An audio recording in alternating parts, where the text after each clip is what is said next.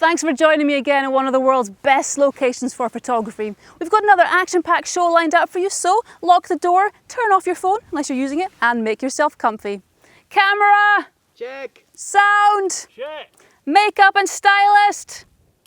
Oh, never mind. Let's go.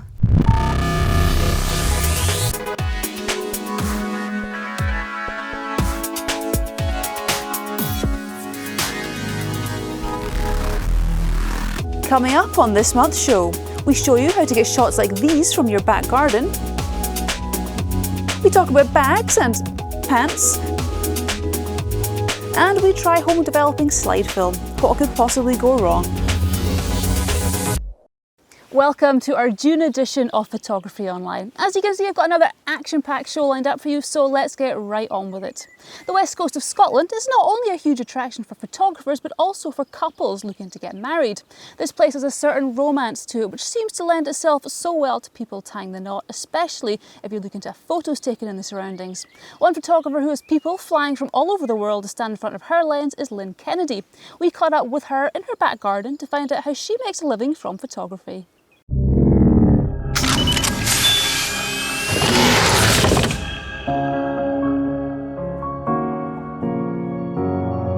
I am Lynn Kennedy and I live in the Northwest Highlands of Scotland, and I am a wedding and elopement photographer.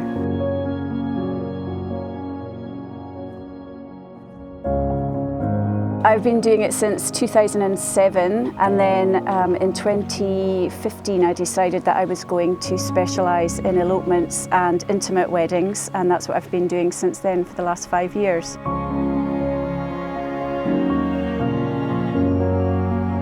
I think the location is quite a big part of how busy I am, because Scotland is such a big destination for people coming from all over the world, and Skye seems to be one of those places that people are really drawn to.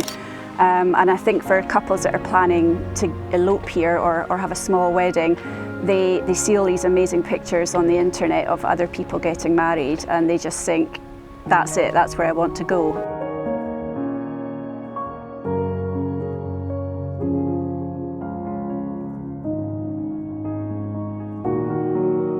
I tend to stay away from the kind of more famous, iconic locations, especially for the ceremony, because for an elopement or a small wedding, you know, they don't want to be surrounded by lots of people. It's quite an intimate thing that they're doing. So I try and find places that are a little bit off the beaten track, where it's less likely that there are going to be people.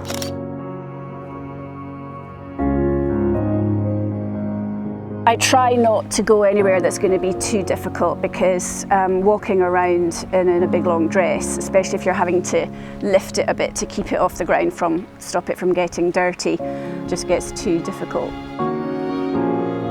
Working outdoors is definitely an additional challenge because you are at the mercy of the weather. If it rains on your wedding day, it's not a total disaster, because actually some rain in your pictures can actually make them really atmospheric, and some of, I think, my best pictures have come on weddings where it's been raining for part of the day.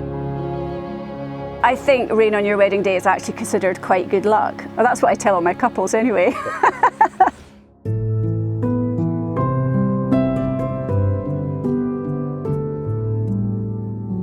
Most of my clients are pretty hardy, I think, because from the photos that they see, they know that the wind is going to be in their hair, or that they might get a bit wet, and they all know that Scotland's weather is not, you know, like the Bahamas. So most of them are kind of prepared in their head, but then when they get here, sometimes you'll notice a bride is really struggling if it's particularly wet and cold.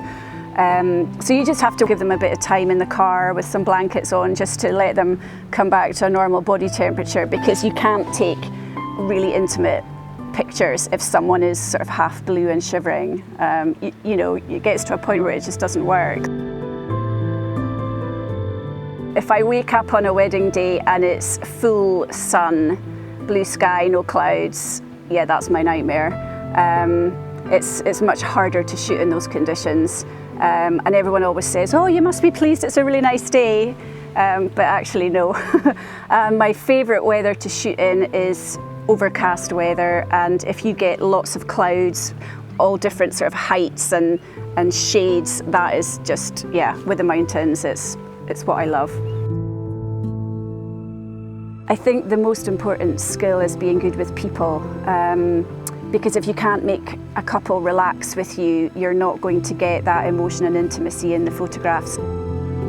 Usually what I will do is we'll get to a location and I'll say to the couple, okay, just go and stand over there and just either hold hands and look at each other or have a little hug.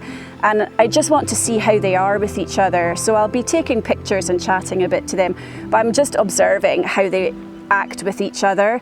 And sometimes they will just go straight into being all huggy and kissy, and they'll move and look at each other, and I literally don't have to say anything to them. They're just doing it, and it's perfect.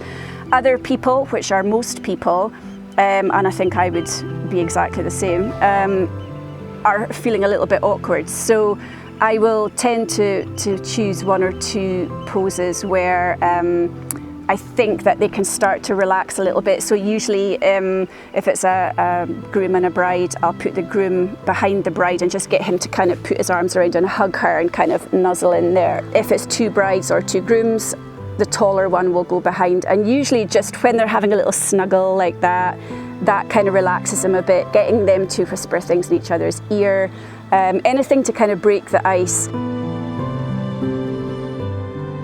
So I am a Canon camera girl. I've only ever used Canon. I use the 5D Mark IVs.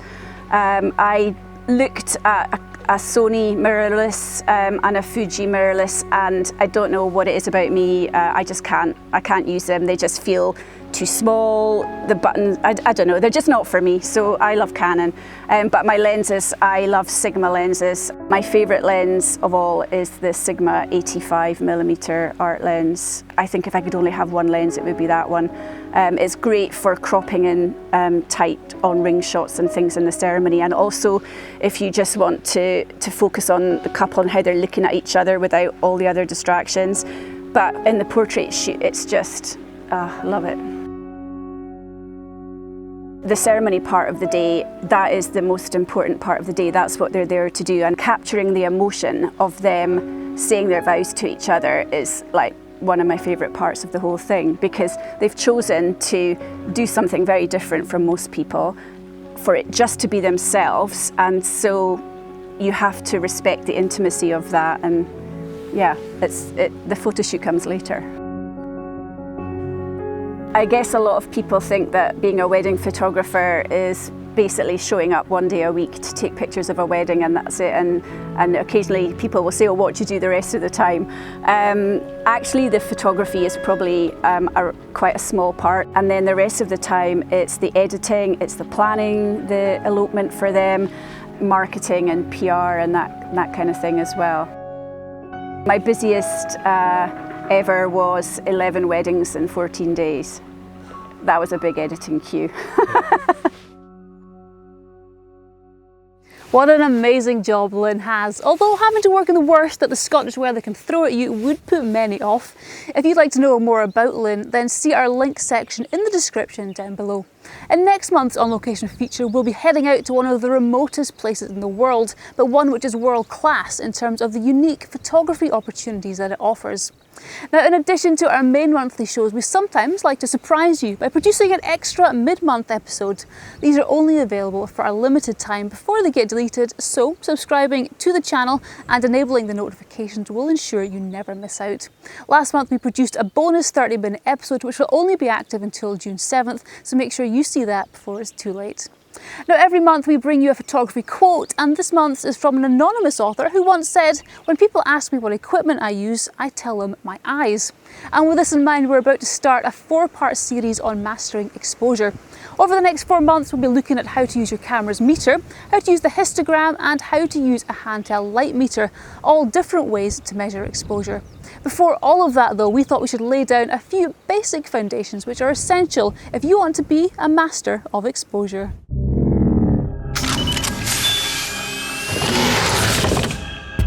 When we look at a scene, we're seeing reflected light.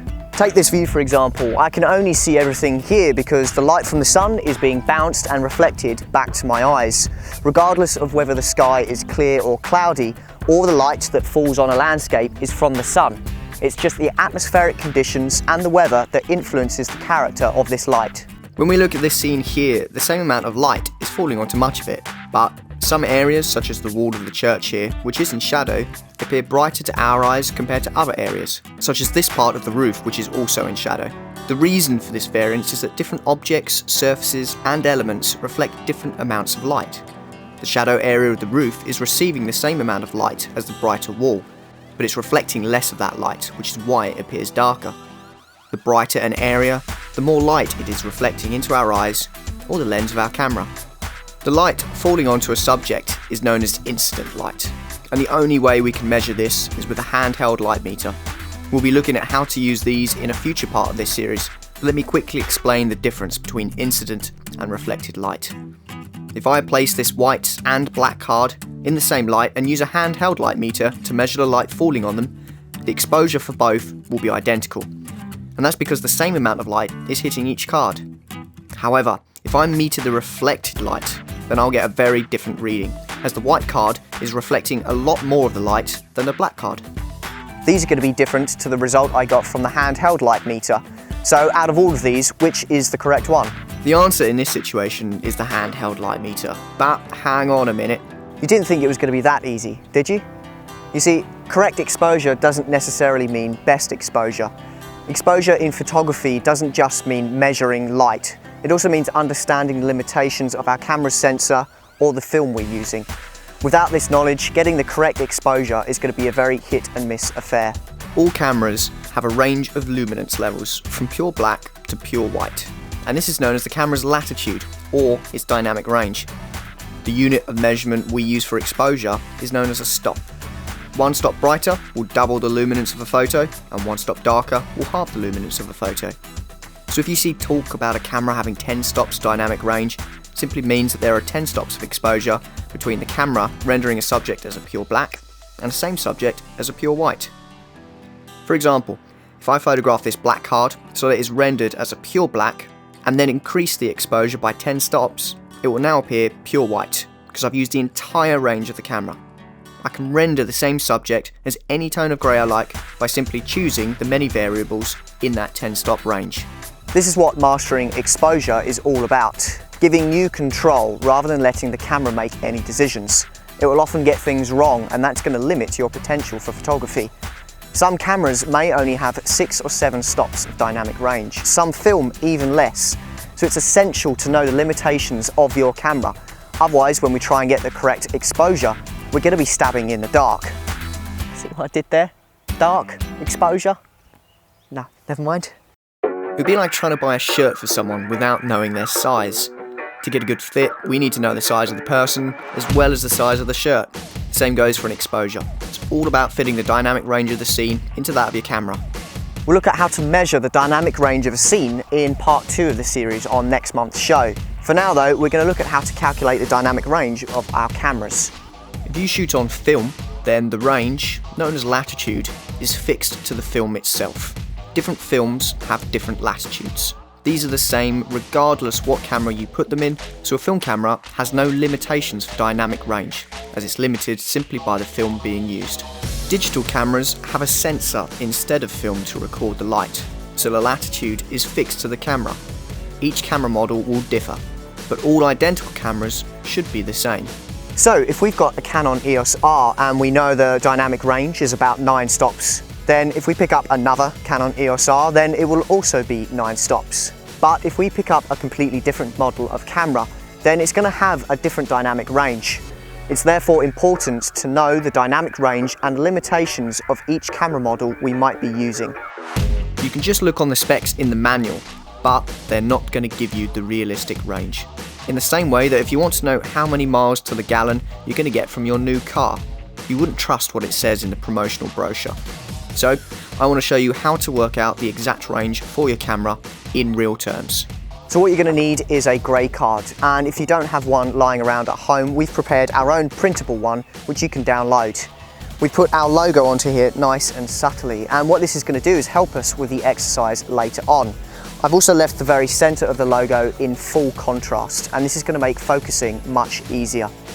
Join me later in the show where I talk you step by step through our guide in how to calculate the dynamic range of your own camera. Do make sure you hang around for that, as later in the show, Harry walks us through a simple step-by-step process. Now, something else Harry's been busy working on recently is a new webinar service, something I'm now involved in as well, along with a couple of other pro photographers. We host these on the second Sunday of each month at 8 PM UK time, with every session lasting around 60 minutes and covering topics such as post-processing tutorials, image critiques and general camera skills. If you'd like to join us live and have the opportunity to ask questions and get immediate feedback, then all you need to do is sign up to our newsletter to have the first opportunity to register. There's a small charge to join these and spaces will be limited, but if you can make it, we'd love to see you on the first one. Now, in last month's show, we showed you how to clean your camera sensors, so you should have no excuse for dust spots on your images anymore. But if you're editing old photos, then this month's 60-second editing skills may come in handy.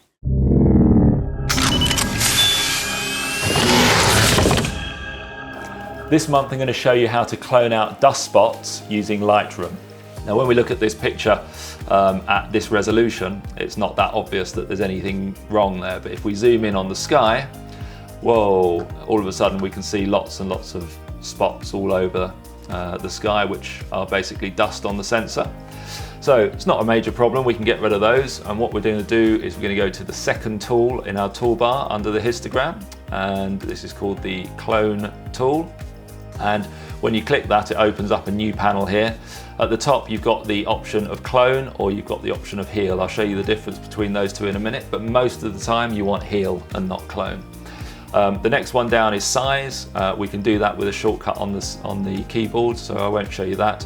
The one below is feather. That's the softness around the area that you're cloning. So if you have that up to 100%, it'll be very soft. If you have that down to 0, then you'll see a very, very hard circle around where you've repaired. The opacity is the last one. We're going to leave that at 100 because we want to completely eliminate all of these dust spots. We don't want them still 10% there. So placing the cursor over the offending item, you can now use the brackets left and right to make the tool bigger and smaller.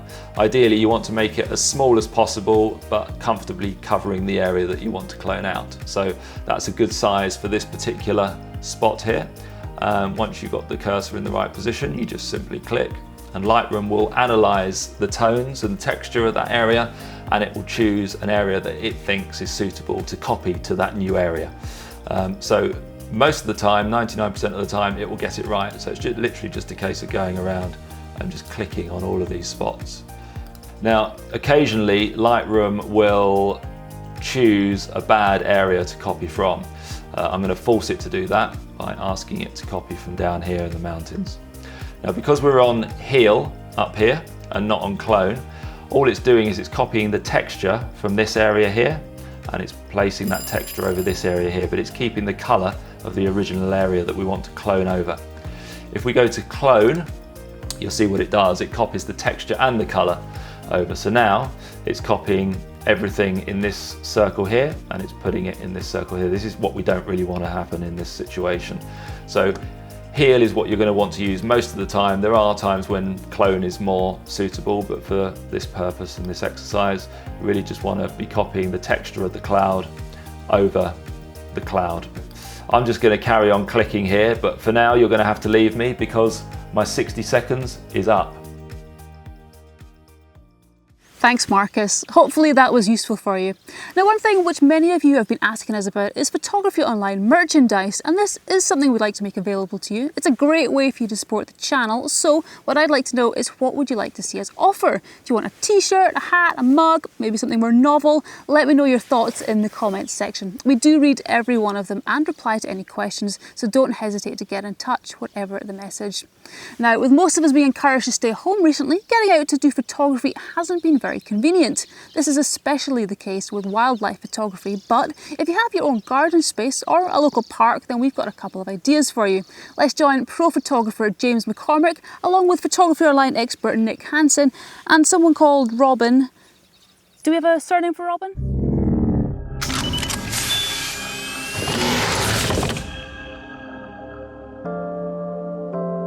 The first step towards getting any successful photo is a concept. You need to have a clear idea and a plan for what it is that you're trying to achieve.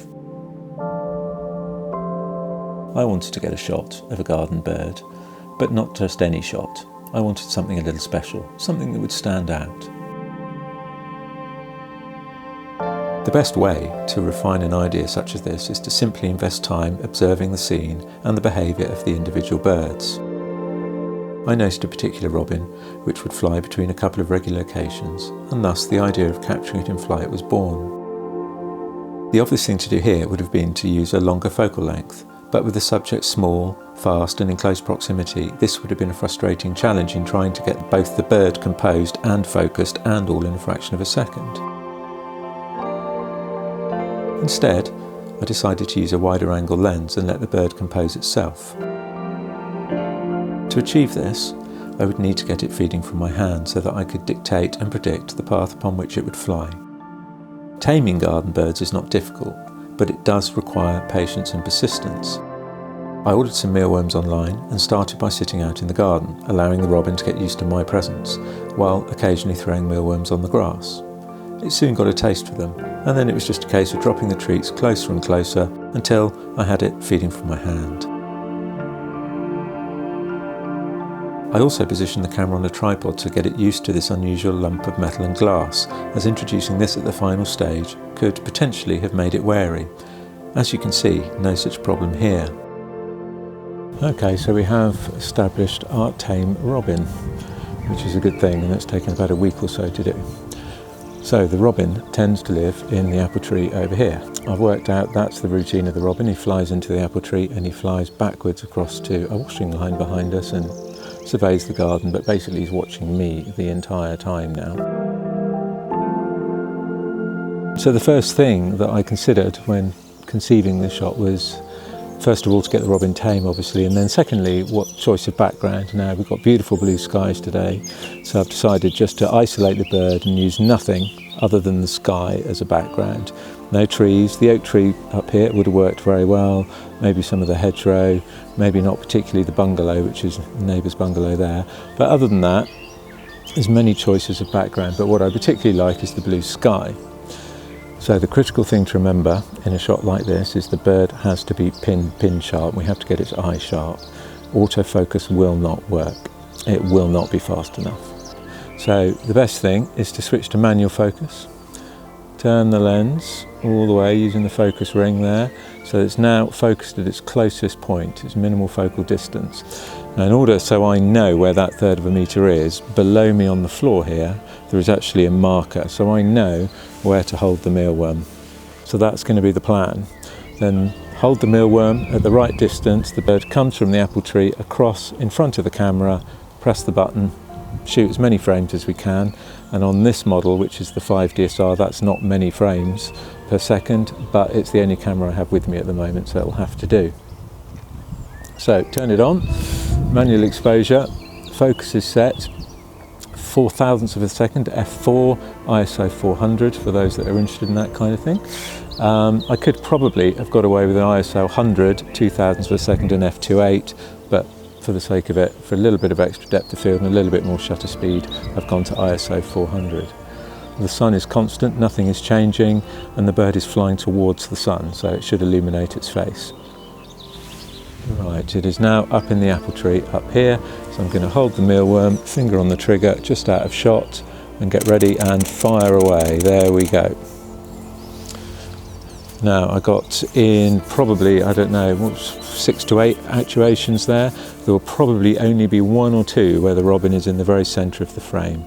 But hopefully do that a few times over the course of the afternoon, interspersed with a light refreshment, and hopefully one of the shots will work and come out.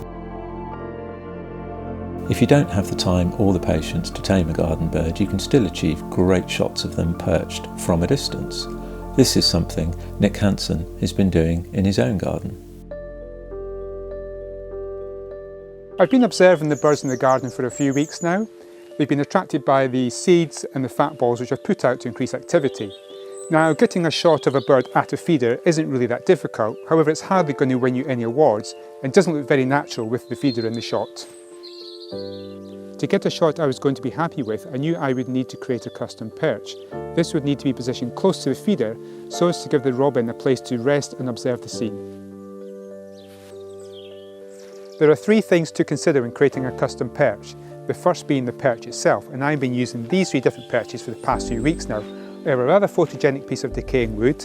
I have another piece of wood with a rather thin twig on it, which won't be very dominant in the frame, helping to place more emphasis on my subject. And then I have a garden spade, which helps to tell a story. The second thing to consider is your background. You ideally want to position your perch to a maximum distance from the background, as the further this is from the perch, the more out of focus you'll be able to render it. You really want an uncluttered, clean, smooth backdrop void of any vibrant colours. Lastly, you need to consider the direction of light. This will obviously change throughout the day, but if you plan to be shooting mostly in the morning when the birds are likely to be more active, then make a note of where the sun will be at this time. In terms of equipment and settings, I am using a 100 to 400mm lens, but you could get away with using something around 200mm, especially if you have a crop sensor, but you would just need to position yourself closer to the perch to get the robin a reasonable size in the frame. You want to use a wide aperture, probably the widest your lens will allow. In my case this is f5.6, however I do stop down to f6.3 or f7.1 as I find this gives me better quality.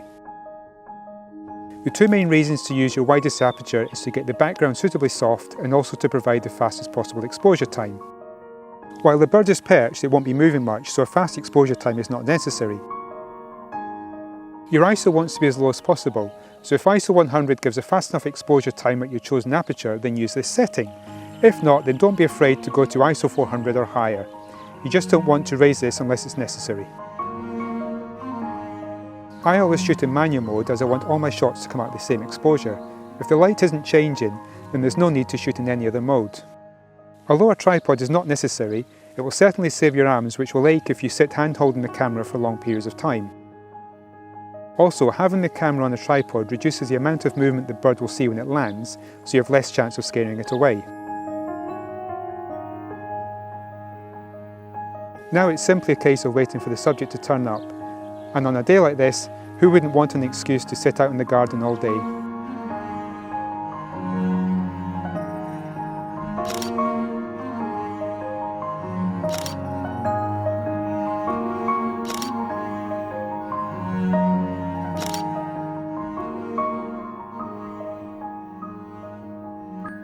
Now, one thing which comes in really handy when doing wildlife photography, and particularly bird photography, are these. Now, I was going to say a pair of binoculars, but there has been some debate at HQ recently about whether this is the correct term or not. Half the crew, by which I mean Marcus, seem to think it should simply be this binocular, as a pair of binoculars would be two. If you know the correct term, let us know in the comments. Anyway, regardless of what the correct term is, we have these Kite Optics binoculars to give away. And to tell us more about them, I thought I would get the view of wildlife expert Harry Martin. Harry, you're rarely seen with a pair of binoculars around your neck. What is it about them that makes you take them out with your camera? Well, part of the challenge of wildlife photography is finding the wildlife, and a pair of binoculars just makes it so much easier. These Kite Optics binoculars are in particular quite nice. These are a pair of 10x42 binoculars. A lot of people don't know what the numbers mean, but the first number is our magnification and the second is how big the opening is. So basically, if the magnifications is around 8 or 10, that's a good number. And the wider the opening is, it's like with photography lenses, it lets more light in and we get a clearer view of our subject. Okay. So these are a really good balance. So anything we've got right over in the distance, it's going to be nice and clear for us. So now I'm quite jealous of the winner of these. Yeah, well, we actually drew the winner of these a little bit earlier on today. We went out with our bingo wheel, and we're pleased to say that the winner was Luke Case, number 269, whose numbers came out of the wheel at random. He'll be receiving these binoculars, or this binocular, worth £260. And if you want to find out more about Kite Optics binoculars, we've put a link to their website below. We actually have a second prize to give away. We have got a sensor cleaning kit from Visible Dust to give away. Now, we drew the winner out earlier as well, and congratulations to Alan Wise, whose numbers came out at random. He'll be receiving the Visible Dust kit worth £240, which includes this innovative anti-static brush, which we showed you how to use in last month's show. You'll get a brand new one because I want to keep this one. I can think of a couple of uses for it, actually. All right, well, let's get on with our next feature. To cater for the recent resurgence of film photography, we launched our Analog Affairs series. And so far, we've looked at a couple of medium format cameras. So this month, we thought we'd do a bit of home film developing. This is an area which none of our experts have any experience in whatsoever. So team member Marcus enrolled the expert help of a familiar face.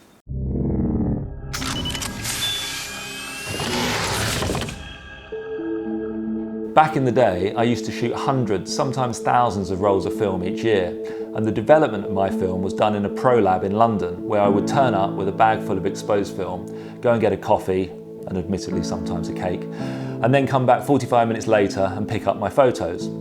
This was the way things used to be, but then the digital revolution arrived, and there simply wasn't the volume of film processing to keep every lab busy. Gradually they dwindled, and the 45-minute turnaround service became a thing of the past. Now today, you'll be lucky if you have a local lab which can offer a professional film processing service, so it's most likely you'll need to do it by post. Now I've done this myself, and the service from a couple of companies that I've used has been fine, but the whole postage has slowed 45 minutes down to 3 days, and that's if the weekend doesn't occur in the middle. Also, paying for 2 lots of postage doesn't help the whole economy of shooting film. So with this in mind, I've looked into home developing. I mean, how hard can it be? It's also nice to be in control of every process, from conception to capture, through to development and then printing. This concept to completion is far more practical with digital, but I reckon it's got the potential to be far more rewarding with a physical product which I can actually touch with my hands. So I've got hold of all the gear I need, and we'll be linking to all of this below in case you want to know what everything is and where to get it from. Now, although you've probably already got the hint, I would just like to state for the record, I've never done this before. I've never developed any film of any kind, so my experience is absolutely zero. So I thought I would team up with someone who has infinitely more experience in this field. I'm right in saying that, aren't I? Well, I've developed a film once in school, black and white. Well, that's infinitely more experience than I've got. So what we're going to do is, I think the best way to do this is I've done a kind of like an idiot's guide, step by step. Done a lot of research on this using the internet, and if I read out the instructions to you and then you just follow my instructions, and we'll see how difficult it is. So we've got everything that we need here. So we'll go through a list. You need a changing bag, which is this here. Now this is quite a large one. You don't necessarily need one this big if you're only doing 35mm film, but we'll show you what that does in a minute, but you're definitely going to need that. You're going to need one of these. This is a Patterson developing tank. These come in various sizes, but this is the smallest size, I think. We're just going to be doing one roll at the moment. You're going to need chemicals. So here we're going to be developing slide film today. So that's a process known as E6. So these are the E6 chemicals, but you can also buy C41 chemicals, which will be used for colour negative film. And then of course you've got different chemicals for black and white as well. So you're also going to need some storage containers. Once you've mixed these chemicals will need mixing, we'll do that in a minute. Then you're going to need some storage containers to keep those mixed chemicals in, because you can use them more than once. You're going to need a measuring jug, a thermometer. You're definitely going to need that because the temperature is critical. A film squeegee, which is here. Once we've got the film developed, then we're going to need to run that down so that we don't get any drying marks. We're going to need some hanging clips, which we've got here. These basically allow you to hang the film. One's got a weight on it, so it pulls the film down, stops it curling while it dries. A stopwatch, which just use my phone because everything needs to be timed. And the last thing that you're going to need is access to hot and cold water. Now, you may have guessed that we don't have that here. So once we've done the first part, we're then going to move through to the bathroom, which is where we'll have access to that. But there's a bit more space here. So first stage is to get the film from this exposed roll onto this empty reel. And you've been doing a bit of practice, haven't you? With the blank film. Okay, but the key is here, you can't do it while you're looking at it because obviously we're in daylight here. So this is where this changing bag comes into its own, and everything needs to be done inside the changing bag, so you can only feel it, you can't actually see what you're doing. So it's one of those things, I think, first few times it's probably a lot more tricky than it is once you get the knack of it. So these are my beloved photos. So no pressure. None at all. But once you've loaded the spool, obviously, you need to put it inside the developing tank. And once that's clicked, that's now light tight. So then we can bring that out and we can take it through to the bathroom and start pouring the chemicals in. Okay, you ready? I'm ready. Are you ready? If you're ready, let's go. All right. See how we got on later on in the show. Now, due to travel restrictions that we've been under, we've been unable to film our next location in our Top 10 Skye series, so we'll be continuing that for you in next month's show. Now though, it's time for Kit Corner, and so far this year we've looked at a couple of top-end cameras, the world's longest super zoom lens, tripods and filters, so it seems only right that we now have something to put them all in. So we sent the best looking member of the team out into the hills to give us their view.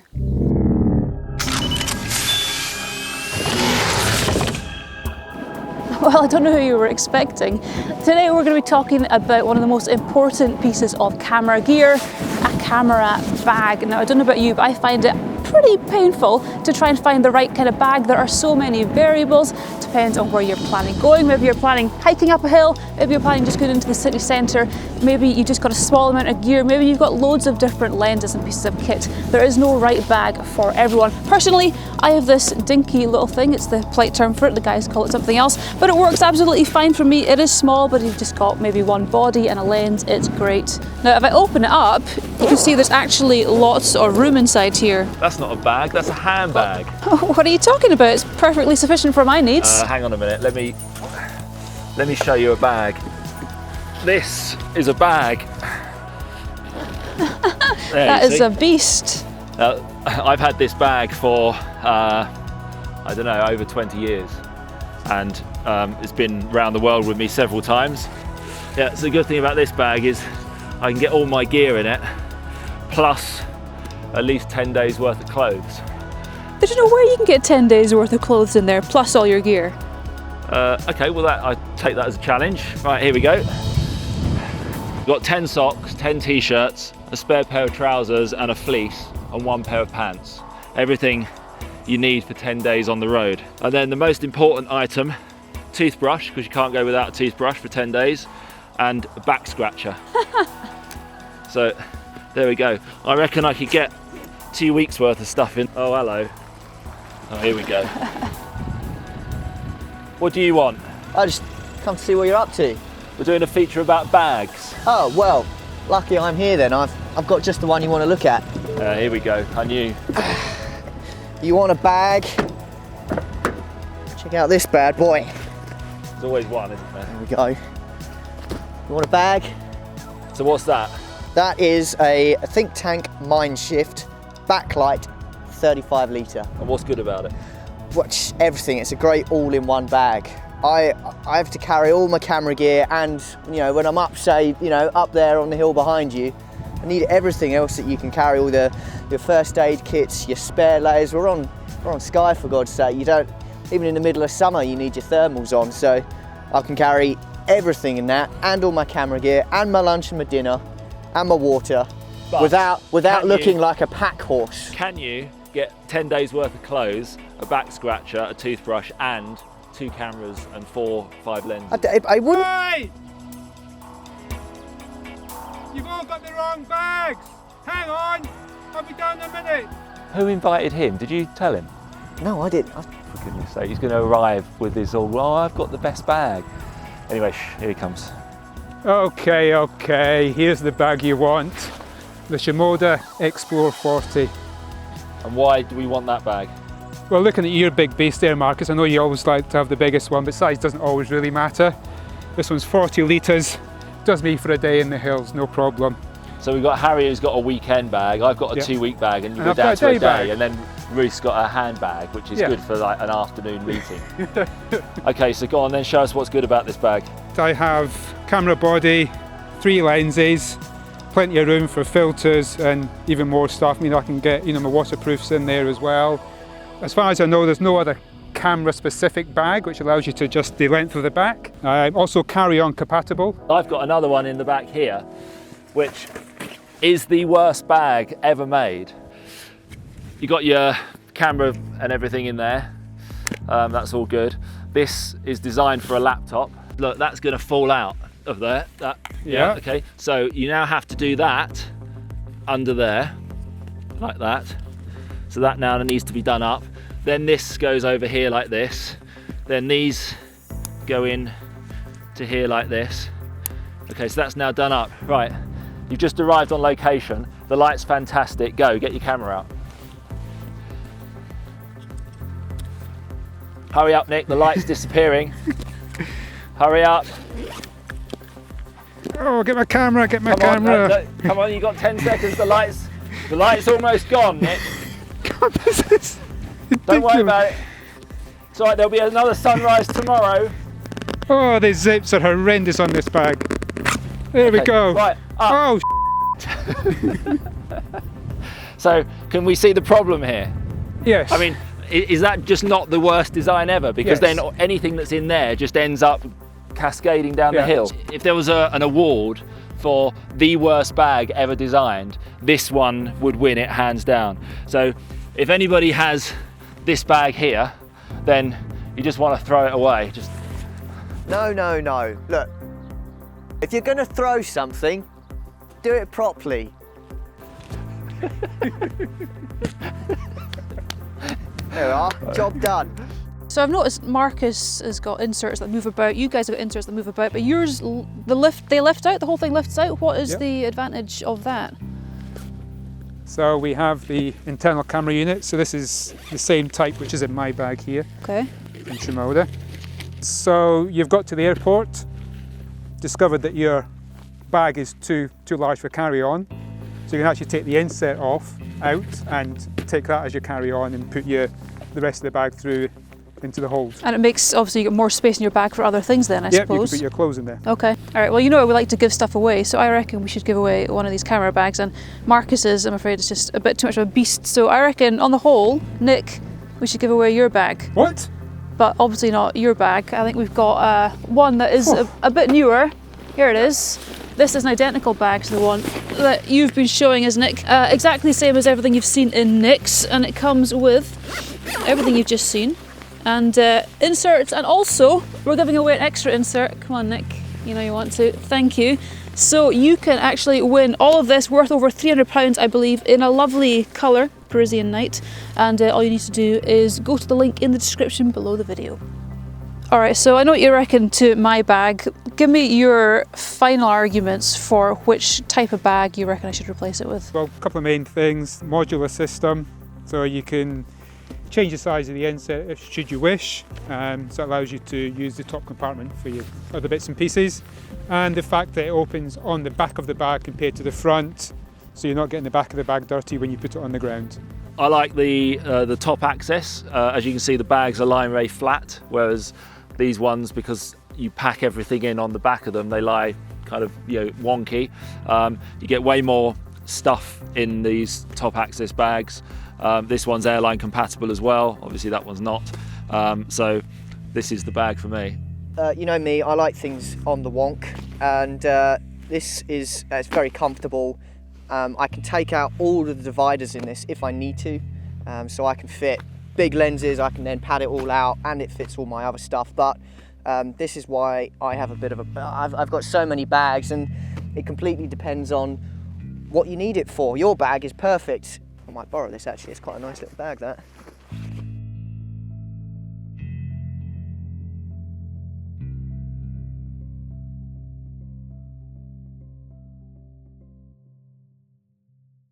So as mentioned, we're giving away the Shimoda Explorer 40 bag, which you saw being used by Nick, plus these internal camera units, which will increase the amount of gear you can pack into this thing. It's worth around £400, and all you need to do to be in with a chance of winning is put your name in the draw by clicking on the competition link in the description down below. You can access all the links by pressing the Show More icon if watching on a desktop, or by pressing this down arrow if viewing on a phone or a tablet. The competition will be active until June 21st, so make sure you enter before then. I'll be announcing the winner in our July show.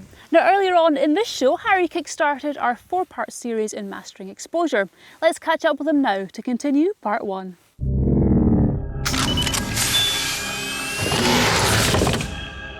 As I explained earlier in the show, we prepared our own grey card, which you can download and use if you don't have one. You can use any grey cards though, just make sure that it's a reasonable size. Something this small, it's absolutely no use. So make sure it's around A4 8 by 10 inches, something like that.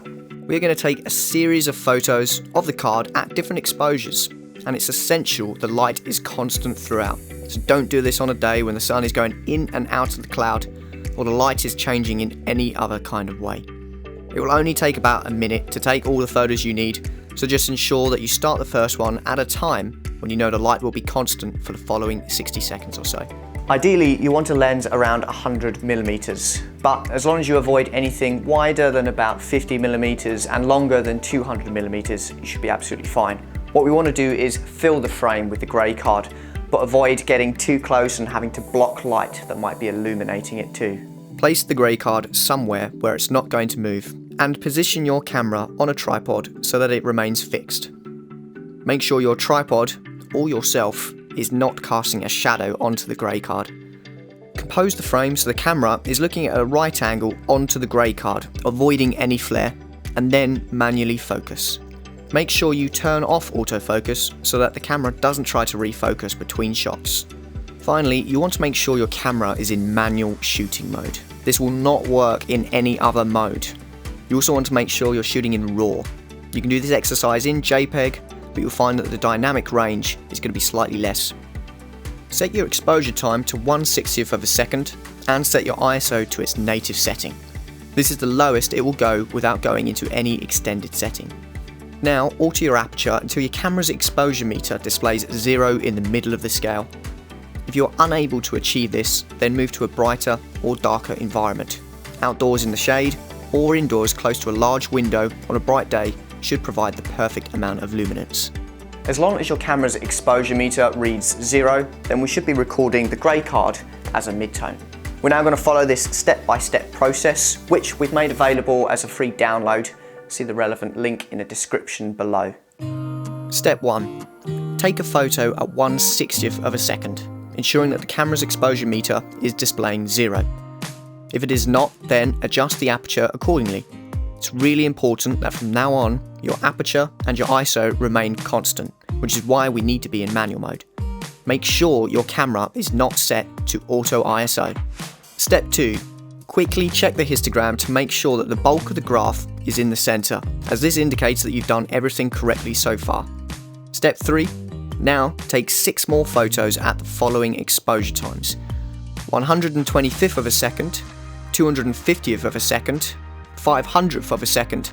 You should know as you do those first 3 that your camera's light meter corresponds accordingly to -1, -2 and -3 stops. Then carry on with 3 more, 1,000th of a second, 2,000th and 4,000th.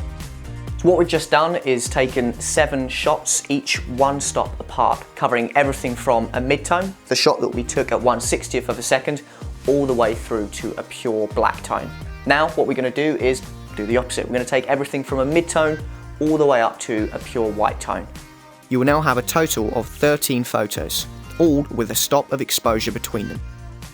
Step 4 is to transfer these photos onto your computer and label them so they appear in sequential order from the darkest at 1/4000th of a second to the brightest at 1 second. Now import these 13 photos into Photoshop. You can use other image editors, but I'm going to use Photoshop here. They should automatically appear in the correct order, from the darkest on the left to the brightest on the right. If they are not in this order, please reorder them accordingly, simply by dragging the tabs at the top of the screen. Most photo editing software has a tonal scale of 1 to 255, with 1 being a pure black and 255 being pure white. Activate the Info tab in the Window menu. Now place the cursor over the center of the image and look at the red, green and blue values, known as RGB. If your camera has recorded a pure midtone, which is what it should have done, then your RGB values should all be around 127. However, it is very unlikely that your camera will have achieved a perfect midtone, so anything in between about 120 and 135 is going to be good enough. If one colour is much higher or lower in value than the others, then it means you have a colour cast to the image. You should reshoot the images with a neutral colour balance. Assuming your RGB values are fairly similar and are within the range of around 120 to 135, Then go to the next brightest shot, your one taken at 1/30th of a second, and check the RGB values there. They should now be higher. Keep taking readings from each photo until your RGB value goes above 250. This is essentially now a pure white. If you continue to sample any following images, you will see that they don't actually get any brighter on the screen, because you've essentially reached the upper limit of the range of your camera. So I'm going to delete my 3 brightest images here, taken at 1/4 of a second, half a second, and 1 second, as these are all outside the range of my camera. Now, do the same for the photos which are darker than your midtone.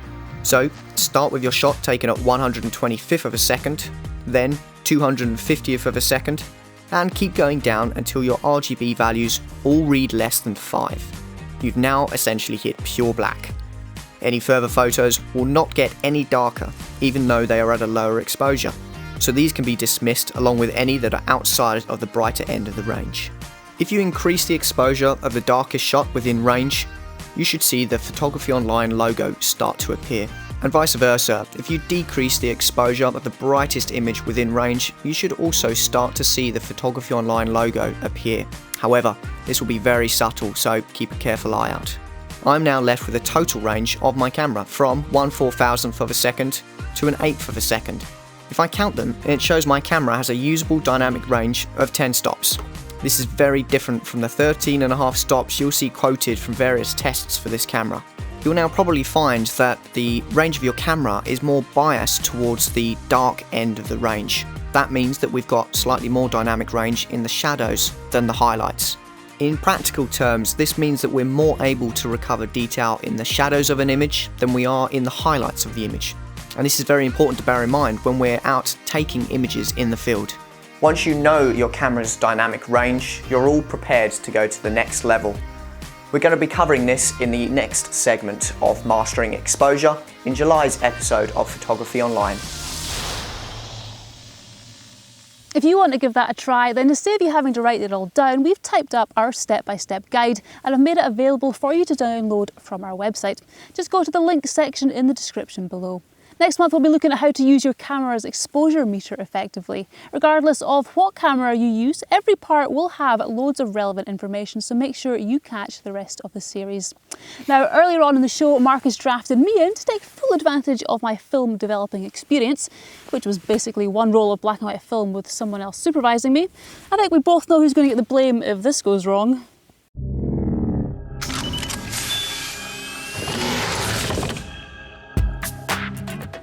So you're going to need the scissors, you're going to need a roll, a reel, and you're going to need the developing tank.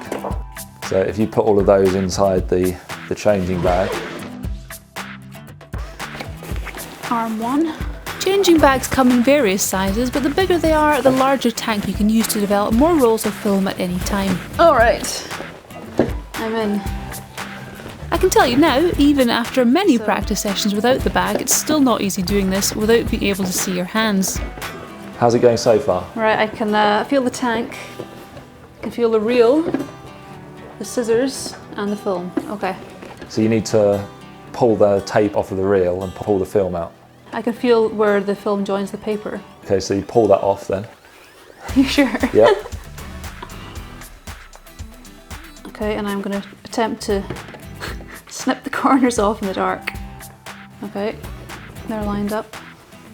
Now, your film, I think I've cut giant corners off it, sorry. Okay, it's on and it's rolling. Okay, I think that's it. Yeah? Yeah. Okay, so you can bring your hands out now and then we'll see if you've done it right or not. Oh, that's not unpainful. Are you ready? How precious was this film to you? Well, this is probably the one where I hiked up a mountain for 4 hours in the dark.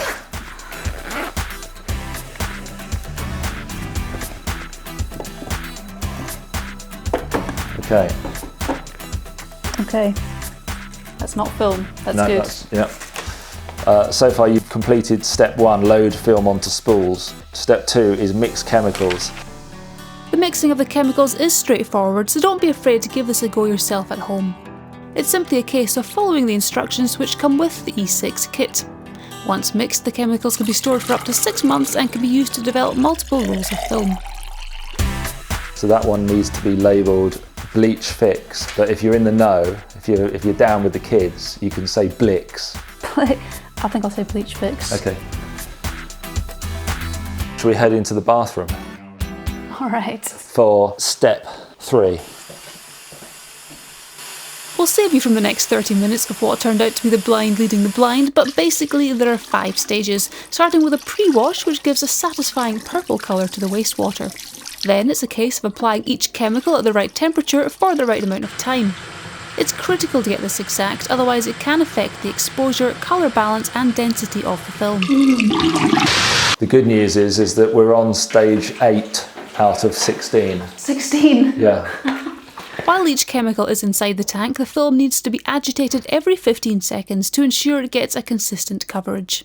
As it turns out, 15 seconds is an annoying interval, too short to be able to do anything useful.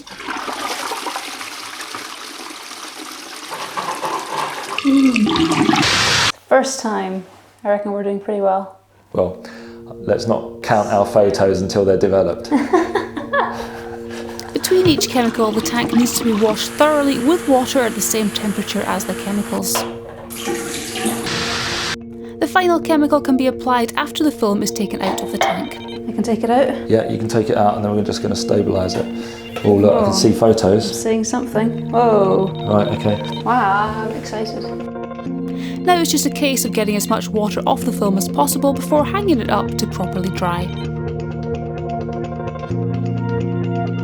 Once the film is dried, it's then just a case of cutting it into manageable length strips, or in this case individual photos, and admiring the fruits of your labour on a light box.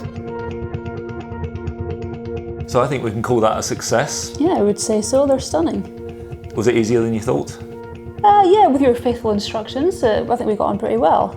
Yeah, I mean for me, I've always historically shied away from doing this because I was always under the impression that the temperature was so sensitive that it could easily ruin the film. But as we've just proved, it's not that difficult to do at all. And it's just a case of getting a water temperature up to 38 degrees, which is not that difficult. I mean, it's no more difficult than getting the exposure right in the camera in the first place, and we don't shy away from doing that. So I just think that it's far more fulfilling and satisfying than putting a memory card in a computer and watching the photos just pop up on the screen. Yeah, completely agree. You know, getting this hands-on thing. In fact, you know what? I've got a bug for it now. I'm going to go and do these. All right, well, let me know if you need a hand. I do have way more experience than you after all. I have to say that that was really fun, and true to his word, Marcus did spend the following few hours developing his other rolls of film. Here are some of the results, and as we said in the feature, there are links to everything you will need to get if you want to try this for yourself. To give you an idea of time and cost, it takes around about 40 minutes once you've got everything prepared, and the cost works out around £1.50 per roll for the chemicals. As with most of our tutorials this month, we've created a downloadable PDF with the step-by-step guide that we used. Just go to our website page or use the direct link down below, and do let us know how you get on if you give it a try. So the next stage in the process of concept to completion is scanning the film before it can be printed and then framed. Next month we'll be looking at what's involved in getting a good scan, so make sure that you don't miss that. So I hope you've enjoyed this month's show. If you have, please let us know in the comments, and remember to give us a thumbs up as well if you can. I'll see you next time when we venture with a group of photographers to a very special place, take the new Olympus EM1 Mark III out on the Isle of Man, and continue our top 10 views of the Isle of Skye series, as well as part 2 of Mastering Exposure. Until then, take good care, but most of all, take good photos.